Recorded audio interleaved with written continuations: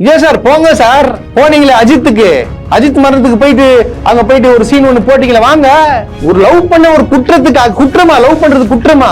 ரெண்டு பேரும் விரும்பிக்கிறாங்க, அதுக்காக ஒரு மிளகா பொடி போட்டு வெட்டிருக்கிறானுங்க.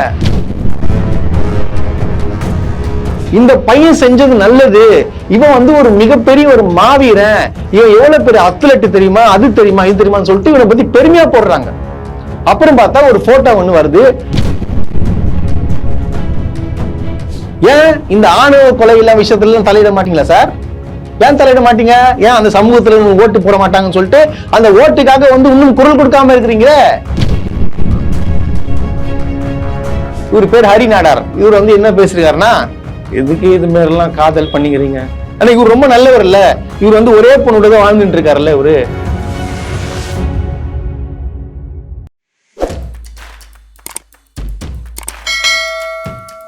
ரோஸ்ட் பிரஸ் நேயர்களுக்கு அன்பு வணக்கம். நிகழ்ச்சிக்குள்ள போறதுக்கு முன்னாடி லைக், ஷேர், சப்ஸ்கிரைப் பண்ணுங்க. வாங்க நிகழ்ச்சிக்குள்ள போலாம். கடந்த 2 நாட்களாகவே பாத்தீங்கன்னா சோசியல் மீடியால, டிவியில எதுல பார்த்தாலும் இந்த சாதிய ஆணவ கொலை அதை பத்தி தான் வந்து எல்லாம் பேசிட்டு இருக்காங்க. அதை நம்ம பார்க்கும்போது பார்த்தீங்கன்னா உண்மையாவே வந்து மனம் வந்து கனகடத்து போகுது நாங்க சொல்லணும். கவின் என்பவர் பார்த்தீங்கன்னா ஒரு சாஃப்ட்வேர் இன்ஜினியரா இருக்காரு. அவர் வந்து பள்ளி காலத்துல படிக்கும் போது 11ஆவதுல இருந்து பாத்தீங்கன்னா அவர் வந்து ஒரு பொண்ணை வந்து லவ் பண்றது, மாற்று சாதி பெண்ணை வந்து விரும்புறாரு. விரும்பினாலும் பாத்தீங்கன்னா பெற்றோர்கள் வந்து எதிர்ப்பு தெரிவிக்கிறாங்க, எதுக்கு லவ் பண்றீங்க, இதெல்லாம் வேண்டாம், செட் ஆகாது, எதிர்ப்பு தெரிவிக்கிறாங்க. இருந்தாலும் வந்து அந்த பொண்ணு வந்து கவினை லவ் பண்றது, கவின் வந்து இவங்க 2 பேரும் லவ் பண்ணிட்டு இருக்காங்க. இது போய்கிட்டே இருக்கு. ஆக்சுவலா பாத்தீங்கன்னா கவின் என்பவர் பாத்தீங்கன்னா நல்லா படிக்கக்கூடிய மாணவர், காலேஜ்ல பாத்தீங்கன்னா கோல்டு மெடலிஸ்ட். அதே போல பாத்தீங்கன்னா பெண்ணும் வந்து நல்லா படிக்கக்கூடியவங்க, அவங்களும் ஒரு டாக்டரா இருக்காங்க. அந்த சித்தா மருத்துவத்துல வந்து ஒரு டாக்டரா வேலை செஞ்சுட்டு இருக்காங்க. சோ இதுல என்ன நடந்துச்சுன்னு பாத்தீங்கன்னா, அவங்கள தடுக்கிறது எதுன்னு பாத்தீங்கன்னா சாதி. அதாவது பெண் வீட்டார் பாத்தீங்கன்னா ஒரு தேவர் சாதியை வந்து சார்ந்தவங்கன்னு சொல்லப்படுது. அவங்க பார்த்தீங்கன்னா இல்லை நம்மளுக்கு செட் ஆகலன்னு சொல்லிட்டு பல முறை வந்து அவரை வந்து கண்டிச்சதாகவும் வந்து தெரியப்படுத்துறாங்க. இருந்தாலும் பார்த்தீங்கன்னா அந்த பெண் வந்து மறுபடியும் வந்து பேசியிருக்காங்க. 2 பேரும் வந்து உண்மையா லவ் பண்ணதுனால வந்து 2 பேரும் பிரிய முடியல. ஸோ பெற்றோர்கள் என்ன பண்றான்னு பார்த்தீங்கன்னா, எந்த பெற்றோர் பார்த்தீங்கன்னா அந்த பெண்ணோட பெற்றோர் வந்து அவங்க வீட்டில் வந்து ரொம்ப சாதி பார்ப்பாங்க போல இருக்கு. அந்த பையனை, அதாவது சுர்ஜித் என்ற ஒரு பையனை பார்த்தீங்கன்னா அவங்கள என்ன சாப்பாடு ஊட்டி வளர்த்தாங்களோ இல்லையோ, சாதி வெறியை கொண்டு ஊட்டி இருக்கிறாங்க. இதுதான் உண்மை. இங்க பாருங்க, அந்த பையன் வந்து ஆக்சுவலா வந்து ஊர்ல இருந்து திரும்பி வரான். அவன் ஊருக்கு வரும்போது பாத்தீங்கன்னா அந்த பொண்ணு போன் பண்ணுது, இன்னும் தாத்தாக்கு உடம்பு எப்படி இருக்கு, நல்லா இருக்கா, நீ வா, நான் வந்து உனக்கு உங்க தாத்தாக்கு நான் ட்ரீட்மெண்ட் பாக்குறேன், கண்டிப்பா சரியாயிடும் அப்படின்னு சொல்லிட்டு கூப்பிடுறாங்க. சரின்னு சொல்லிட்டு இவரும் பார்த்தீங்கன்னா அந்த பெண்ணை பாக்குறதுக்காகவும் தாத்தாக்கு ட்ரீட்மெண்ட் கொடுக்கறதுக்காகவும் அவர் அங்க போறாரு. போன உடனே பாத்தீங்கன்னா சுர்ஜித் என்றவன் வராரு. வந்து பாத்தீங்கன்னா அவரை கூப்பிடுறாரு, வா போலாம், அவங்ககிட்ட பேசணும்னு சொல்லிட்டு அப்பா அம்மா கிட்ட பேசலாம்னு சொல்லிட்டு கூட்டு போறாரு. சரி, தெரிஞ்சவன் தானே, நம்ம பல வருஷமா பார்த்துட்டு இருக்கோம் தானே, எப்படி இருந்தாலும் நம்ம சொந்தக்காரன் மாப்பிள்ளை அப்படின்றது ஒரு இதுல போயிட்டே இருக்க, பேச்சு கொடுத்துட்டே வராங்க. போயிட்டே இருக்கும் பார்த்தீங்கன்னா அவங்க வீட்டு பக்கத்துல போயிட்ட உடனே வண்டியை விட்டு இறங்குன்னு சொல்லிட்டு 2 பேருக்குள்ள பேச்சு வார்த்தை நடக்குது. கடினமான வார்த்தைகளை உபயோகிக்கிறாங்க. இதுல செட் ஆகாது, நீ என்ன சாதி, நான் என்ன சாதி, நீ வரக்கூடாதுன்னு சொல்லியிருக்கல, எங்களுக்கு பிடிக்காது, வேணாம் அப்படின்னு சொல்லிக்கிறாங்க. இருந்தாலும் அவங்க இல்லப்பா, நான் உனக்கு சொன்னா உனக்கு புரிய மாட்டேங்குன்னு சொல்லிட்டு பேச ட்ரை பண்றாரு. பேசிட்டே இருக்கும்போது என்ன பண்றாரு பாத்தீங்கன்னா, கையில இருந்த ஒரு மிளகா பொடி மறைச்சு வச்சிருக்காருல, அதை தூக்கி மூஞ்சில் அடிக்கிறாரு. அடிச்ச ரொம்ப நிலை குளிஞ்சு போகும்போது பார்த்தீங்கன்னா ஒரு கத்தியை வச்சு வெட்டி சாய்ச்சிடுறாரு. வெட்டி சாய்ச்சதும் இல்லாம பக்கத்துல இருக்கிற போலீஸ் ஸ்டேஷன்ல போயிட்டு அவர் போயிட்டு சரண்டர் ஆயிட்டு, நான் வந்து எங்க அக்காவை லவ் பண்ணணும்னு வெட்டிட்டேன், அதாவது மாற்று சாதியை சார்ந்தவன், நாங்க எவ்வளவு சொல்லியும் கேட்கல, அதனால வந்து வெட்டிட்டேன் அப்படின்னு சொல்லிட்டு சாதாரணமா போயிட்டு சரண்டர் ஆயிட்டார். இவங்க பின்புலத்துல யாருன்னு பாத்தீங்கன்னா அந்த பெண்ணுடைய அப்பா அம்மா 2 பேருமே போலீஸ், 2 பேருமே எஸ்ஐயா இருக்கிறாங்க. அவங்களுக்கு எதுவுமே தெரியாதான், பையன் வந்து எப்படி போனா என்ன ஆனாலும் என்ன அப்படின்னு சொல்லிட்டு தெரியாதான். கண்டிப்பா அவங்க சொல்லி கொடுத்துதான் இவன் பண்ணியிருக்கான்றது அப்பட்டமாவே தெரியுது.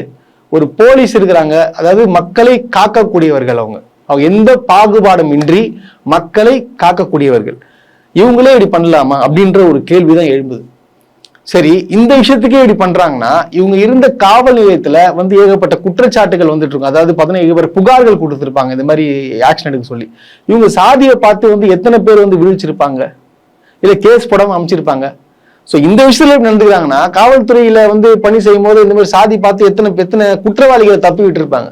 இந்த மாதிரியான கேள்விகளும் எழும்பக்கூடுது. ஆனா பாத்தீங்கன்னா இன்னைக்கு காலையில அவங்க அந்த பெண்ணுடைய அப்பா வந்து அரெஸ்ட் பண்ணியிருக்கிறாங்க, அம்மா வந்து போலீஸ் வந்து தேடிட்டு இருக்காங்க. இதை நான் கேட்கிற ஒரே ஒரு கேள்வி, எதுக்கு கொலை பண்ணணும்? அப்படி கொலை பண்ணதால என்ன வெறி? அந்த பொண்ணு தப்பு பண்ணிச்சு, அந்த பொண்ணு வெட்டிருக்கணும்ல, ஏன் கொலை பண்ணல? சோ இந்த மாதிரி கேட்க தோணுது இல்ல. இது எவ்வளவு பெரிய சமூகத்துக்கே கேடுங்க. தொடர்ந்து இதை பதில பாத்தீங்கன்னா நம்ம இளவரசன் கொலை வழக்கிலும் சரி, இப்ப இந்த கௌசல்யான்ற அவங்களையும் ஒரு கொலை பண்ணதுலயும் சரி, தொடர்ந்து பாத்தீங்கன்னா நடந்துட்டே இருக்கு. இது உடனடியா தடுக்கணும். தமிழக அரசு கண்டிப்பா இதுக்குன்னு சொல்லிட்டு ஒரு சட்டத்தை கொண்டு ஸ்ட்ராங்கான சட்டம் போடணும். இதுக்கப்புறம் ஆணவ கொலை நடக்கக்கூடாது, அதனால கடுமையான தண்டனை அவங்களுக்கு கொடுக்கணும். அந்த மாதிரி சட்டத்தை உருவாக்கணும். இல்ல அந்த பையனுடைய வாழ்க்கை என்ன ஆச்சு? அந்த பையன் எவ்வளவு கனவோட இருந்திருப்பான். சரி, அந்த பையன் ஒரு கெட்டவன், படிக்காதவன், சும்மா ஊர் சுத்தி இருக்கணும்னா கூட அதை கூட நீ வெட்டிலாம் கொலை பண்ணக்கூடாது. அவனை போலீஸ் ஸ்டேஷன்ல கம்ப்ளைண்ட் பண்ணி பிரிச்சிருக்கணும். பட் ஆனா அந்த பையன் வெல் எஜுகேட்டட், ஒரு நல்ல சம்பளம் வாங்கக்கூடிய பையன் அவன். இதுல என்ன குறை? இன்னொரு விஷயம் என்னன்னு பாத்தீங்கன்னா, இவங்களை விட இவங்க சாதியில தான் உயர்ந்தவனா சரி, மற்றபடி வசதியில எல்லாம் பாத்தீங்கன்னா அவங்க தான் இவங்களை விட ட்ரிபிள் மடங்கு சொத்தை வச்சுட்டு இருக்காங்க. அவங்க குடும்பம் பாத்தீங்கன்னா ஒரு அரசியல் குடும்பம். அதாவது பாத்தீங்கன்னா அவங்க ஊராட்சி தலைவர், அதாவது பரம்பரையா அவங்க குடும்பம் தான் அங்க ஆண்டுட்டு இருக்காங்க. சோ அந்த அளவுக்கு மக்களுக்கு நல்லது பண்றாங்க. சோ இப்படி இருக்க ஒரே ஒரு விஷயம் தடுக்குது. என்ன தடுக்குதுன்னு பார்த்தோம், இந்த சாதியை தான் தடுக்குது. இது சாதிக்காக கொலை பண்ணலாமா? இதெல்லாம் ஏத்துக்க முடியல. எனக்கு ஒரே ஒரு கேள்விதான் எழும்புதுங்க. அந்த சாதியோட பெரும் கடவுளாக வணங்கக்கூடியவர் தான் முத்துராமலிங்க தேவர் ஐயா. அவர் ஐயா தான் சொல்லணும். ஏன்னா அவர் தான் சாதியை அடியோட வெறுத்தவர். அதாவது அவருடைய முதல் கொள்கை என்னன்னு பாத்தீங்கன்னா, சாதியே இருக்கக்கூடாது, சாதி பார்க்கக்கூடாதுன்ற ஒரு கொள்கை கொண்டவர் தான் முத்துராமலிங்க தேவர் ஐயா. அவர் என்ன சொல்லியிருக்காரு தெரியுமா? சாதி என்பது அநாகரிகம், சாதியையும் நிறத்தையும் பார்ப்பவன் எதற்கும் லாய்க்கு இல்லை, சாதியை பார்ப்பவன் தெய்வத்தை வணங்குவதில் அர்த்தமே இல்லை, மனிதனுக்கும் செய்யும் பூஜையே மகேசனுக்கு செய்யும் பூஜைன்னு சொல்லி வாழ்ந்தவர் தான் முத்துராமலிங்க தேவர் ஐயா. அவரை படிச்சிருந்தாலே இந்த மாதிரி வேலையை பார்த்திருக்க மாட்டார். இதுதான் உண்மை. ஆனா எப்படி அவரை வணங்குறாங்க, வருஷம் அவரை கொண்டாடுறாங்க.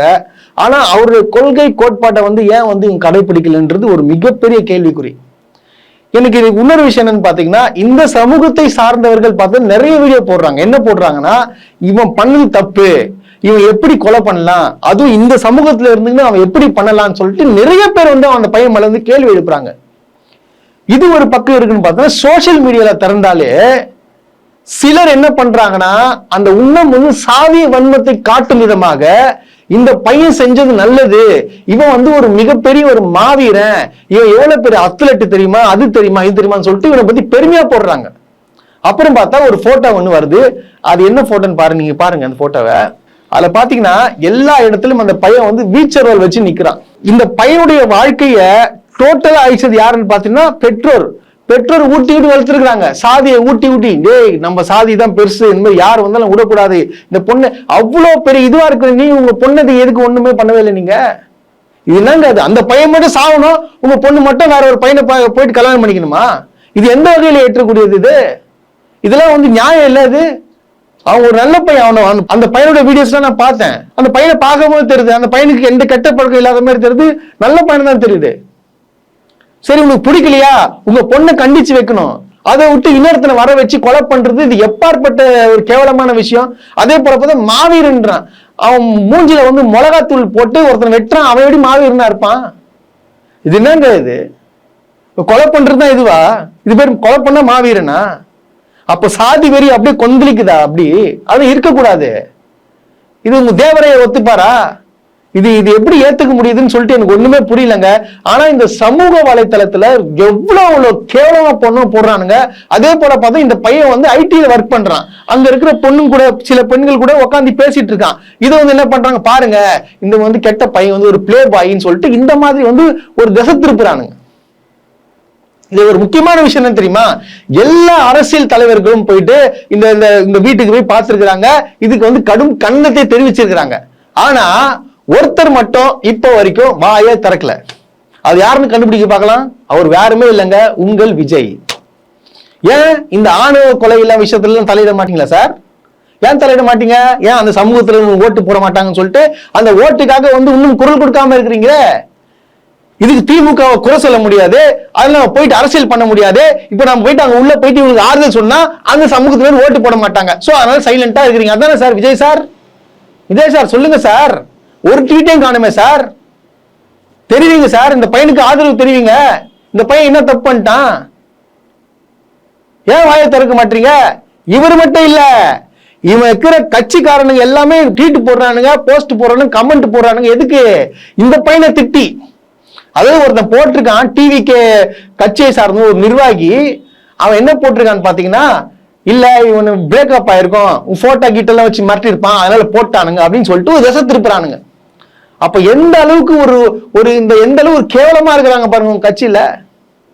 இது என்னது? இது ஒரு தலைவர் அம்பேத்கர் வச்சிருக்கீங்க, உங்க தலைவர், கொள்கை தலைவர், முக்கிய தலைவர் அம்பேத்கர் என்ன சொல்லியா சொன்னாரு? வாங்க குரல் கொடுங்க. இதற்கு யாருமே குரல் கொடுக்கல. ஏன் குரல் கொடுக்கல? இதன் கேட்க வேண்டிய கடமை. அதாவது மக்களுக்கு புரியும் இவர் யாரு, தன் அரசியல் ஆதாயத்துக்காக இதெல்லாம் பண்ணுவாரு. இது எவ்வளவு பெரிய ஒரு முக்கியமான விஷயம், சமூகத்துக்கு தேவையில்லாத ஒன்றுங்க அது. இது வந்து கேட்கும் போது ஒரு லவ் பண்ண ஒரு குற்றத்துக்காக, குற்றமா? லவ் பண்றது குற்றமா? 2 பேரும் விரும்பிக்கிறாங்க, அதுக்காக ஒரு மிளகா பொடி போட்டு வெட்டி இருக்கிறானுங்க, கண்டம் துண்டமா வெட்டி இருக்கிறாங்க. இல்ல எப்படி ஏத்துக்க முடியும்? அவங்க அப்பா அம்மா பாவம் இல்லையா? ஏன் சார் போங்க சார், போனீங்களே அஜித் மரணத்துக்கு போயிட்டு அங்க போயிட்டு ஒரு சீன் ஒண்ணு போட்டீங்களே, வாங்க. ஏன் சார் ஒன்னும் பேசாம இருக்கிறீங்க? நேற்று ஆப் ரிலீஸ் பண்றீங்க, ஏன் இதை பத்தி நீங்க பேச மாட்டீங்களா? ஏன் சமூகத்துக்கு நீங்க சொல்ல மாட்டீங்களா? அப்ப என்ன, அரசியலுக்காக நான் என்ன வேணா பண்ணுவேன். அப்ப உங்களோட வேஷம் வந்து குட்டு வெளியே தெரியுதுங்களா? இப்படிலாம் ஏன் சார் இருக்கிறீங்க? இதெல்லாம் மிகப்பெரிய தப்பு. எல்லாருக்கும் சமமா இருங்க, எல்லாருக்கும் எல்லாம் சமம் சொல்ற நீங்க ஒரே ட்வீட், ஒரு அறிக்கை, எதுவுமே இல்லை. இதுதான் உங்களுடைய உண்மை முகம். இந்த டிவிகே கட்சி சார்ந்தவங்க தான் வந்து இந்த மாதிரி போட்டோஸ் எல்லாம் போடுறாங்க. இந்த போட்டோஸ் எல்லாம் பாருங்க, அதாவது இவனை தப்பா காட்டுற மாதிரி போட்டோஸ் எல்லாம் போட்டுருக்காங்க தொடர்ந்து. இதெல்லாம் நிறுத்தணும். இதெல்லாம் இந்த சமூகம் ஏத்துக்காது. அது போல பார்த்தோன்னா இன்னொரு சங்க தலைவர், இவர் ஒரு ஜாதி சங்க தலைவர், இவர் பேர் ஹரி நாடார். இவர் வந்து என்ன பேசிருக்காருன்னா, எதுக்கு இது மாதிரிலாம் காதல் பண்ணிக்கிறீங்க, எதுக்கு சாதியை விட்டு சாதியை வந்து கல்யாணம் பண்றீங்க, இதனால ஒரு லவ் பண்ணாம இருந்தா அந்த பையன் வந்து அவன் சமூகத்தை பெண்ணை கல்யாணம் பண்ண நல்லா இருந்திருப்பான்ல அப்படின்னு சொல்லிட்டு இவர் வந்து அட்வைஸ் பண்ற மாதிரி இவர் சாதி வெறியை ஒண்ணு தூண்டு விடுறாரு. அந்த காதல் அப்படிங்கிற அந்த மயக்கத்துல இருக்கக்கூடிய இளைஞர் பெருமக்கள் கொஞ்சம் உண்மையிலேயே புரிஞ்சு நடந்துக்கிடணும். இது போன்ற காதல் திருமணங்கள் எல்லாம் வந்து தடுக்கப்படணும்னு சொல்லி பல தலைவர்கள் பலர் மேடைகள்லையும் பல இடங்கள்லையும் தொடர்ந்து பேசிக்கிட்டு தான் இருக்காங்க. ஒருவேளை அந்த கவின்குமார் அவர் சார்ந்த சமூகத்துல காதல் பண்ணி இருந்து அதற்கு அந்த பெண் வீட்டுல எல்லாரும் ஒத்துழைப்பு கொடுத்து திருமணத்தை நடத்தி சந்தோஷமா இருந்திருக்கிறதுக்கும் வாய்ப்புகள் இருக்கு. ஆனா இவர் ரொம்ப நல்லவர் இல்ல, இவர் வந்து ஒரே பொண்ணோட தான் வாழ்ந்துட்டு இருக்காருல்ல. இவரு ஹரிநாடார் சார், உங்க கதையே வந்து உங்க ரொம்ப அதெல்லாம் பர்சனல் விஷயத்தெல்லாம் பேசக்கூடாது, நாங்க பேச மாட்டோம். எதுக்கு இந்த வேலை? ஃபர்ஸ்ட் உங்களுக்கு வந்து இந்த விஷயத்துல உள்ள வந்து பேசணுன்ற அவசியமா? எதுக்கு இன்னும் தூண்டி விடுறீங்க? இது என்ன பேசுறது? இது நீங்க பேசுறதே தெரியுது. ஏன் இந்த மாதிரி? நீங்க ஃபர்ஸ்ட் இருங்க சார், ஒழுக்கமா நீங்க ஃபர்ஸ்ட் இருங்க. நீங்க இருக்கீங்க, நீங்க சொன்னீங்க பாத்தீங்களா, இப்போ எதுக்கு மாற்று சமூகத்தை அந்த விஷயத்துல நீங்க கடைபிடிச்சீங்களா? இல்ல, அப்புறம் நீங்க பேசிட்டு இருக்கீங்க. இதெல்லாம் பேசவே கூடாது நீங்களாம். இந்த ஆணவ படுகொலையால அந்த பையனுடைய வாழ்க்கை முடிஞ்சு போச்சு. இந்த சுர்ஜித்ன்ற பையனுடைய வாழ்க்கை முடிஞ்சு போச்சு. அவனே வந்து ஒத்துக்கிட்டான். கண்டிப்பா வந்து அவனுக்கு வந்து ஆயுள் தண்டனை வந்து கண்டிப்பா கிடைக்கும். ஆல்ரெடி பாத்தீங்கன்னா கூண்டாசம் போட்டாச்சு. எப்படி இருந்தாலும் ஒரு 30 வருஷம் வந்து ஜெயில இருக்கிற மாதிரி தான் இருக்கும். அதே போல பாத்தீங்கன்னா இவங்களுக்கும் பாத்தீங்கன்னா இவங்க வந்து இதுக்கப்புறம் காக்கி சட்டையே போட முடியாது. இது 100%. சோ உங்களுடைய அந்த சாதி வெறியால மொத்த குடும்பத்துடைய வாழ்க்கையும் போச்சு. இதுக்கப்புறம் இந்த பெண்ணை வந்து யார் கல்யாணம் பண்ணுவா? அது சொல்லுங்க. இந்த பெண்ணோட வாழ்க்கையும் போச்சு. இப்ப டோட்டலாவே அதாவது அவனை கொலை பண்றதுனால வந்து உங்களுக்கு அந்த வெறி தீரல, உங்களுடைய குடும்பமும் அழிஞ்சு போச்சு, மொத்த குடும்பமும் அழிஞ்சு போச்சு. இது தேவையா? இந்த வன்மம் தேவையா? இந்த சாதி வெறி தேவையா? இது ஆணவ படுகொலைக்கு இனியோட இதுக்கப்புறம் நடக்கவே கூடாதுன்றத வந்து தயவு செய்து இது மாதிரி கடுமையான சட்டத்தை கொண்டு வரன்றத தமிழக அரசு கிட்ட நாங்க கேட்டுக்கிறோம்.